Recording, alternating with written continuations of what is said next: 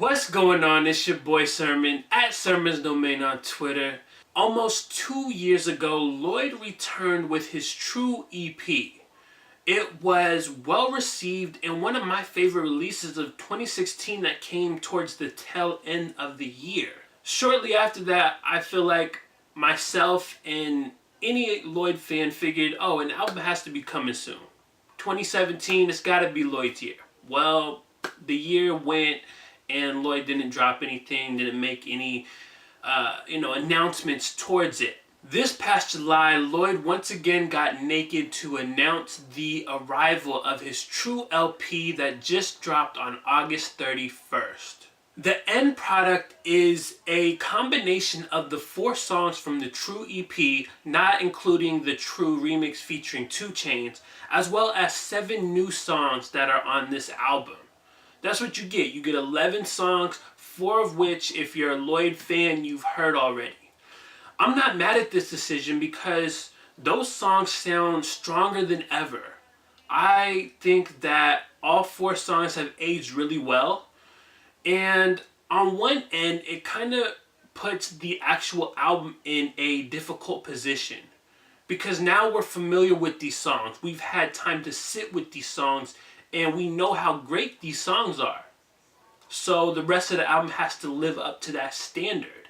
I also get the decision because Lloyd probably feels like a lot of people slept on that EP. I feel like Lloyd put these 4 songs on here to sort of make sure that everybody has heard them. So I get the decision on both sides. It just makes the new music have to stand up to the quality of the EP's material. I think when it comes down to it, I'm really split on the new songs. Caramel is my absolute favorite standout. It gives you everything that Lloyd is great at. He's amazing when it comes to creating these records that are both catchy and danceable, as well as making you want to fall in love. Like, that is the complete package right there, and one of the reasons why Caramel was a single before the album dropped, and B, one of the best songs on this project. If you follow Lloyd at any point in his career, then you know that he's great at showing you love. But he's also good at showing it in other ways that aren't just in the dating sense. Lil Sis is amazing, beautiful, and like 100 other adjectives like that about his sister who passed away back in 1992.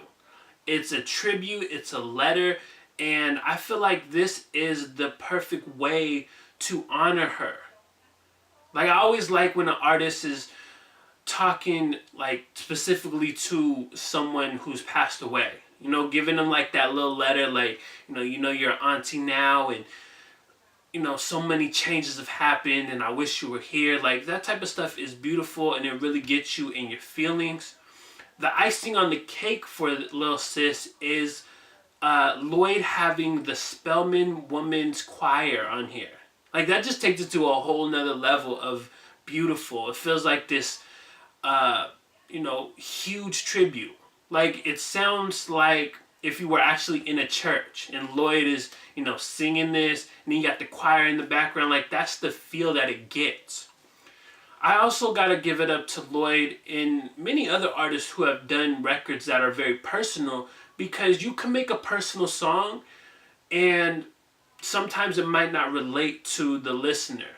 But with this record, you listen to it, it's personal for Lloyd, but it also hits you like in the heart. So you're sitting here, thinking about someone that you've lost and how, what you would say to that person. And so many other thoughts are going through your mind as you listen to this. At least that was how it was for me. So Lil Sis is nothing short of a great record. So I talked about the highs of the album. Now I gotta talk about the middles and the lows. Now I say middle because there are a couple records on here that I don't hate. I don't think they're bad records at all, but they don't have the same qualities that some of the high material has. If I were asked to play the best songs on here, Appreciation and My Bestie wouldn't be the first choices. Again, not bad records, but after listening to this album so many times, I don't feel as though like I'm gonna go back to these records. Like, these are not the records that I would click play on first when I listen to this album. Then you have a Lloyd and Currency collaboration on Blowing. I don't feel like they really have good chemistry together. This is on the low side of Currency's weed raps. Like, the verse itself was just very lazy to me.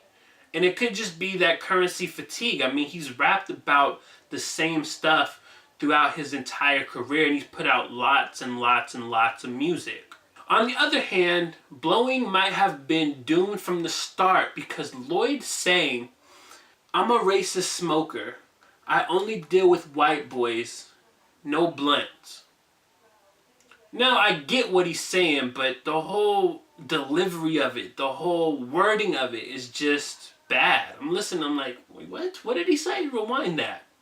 No, he didn't let this go through. This was just a very bad line and a very bad opener. These are the opening lines. So it's like, this is kind of doomed from the beginning.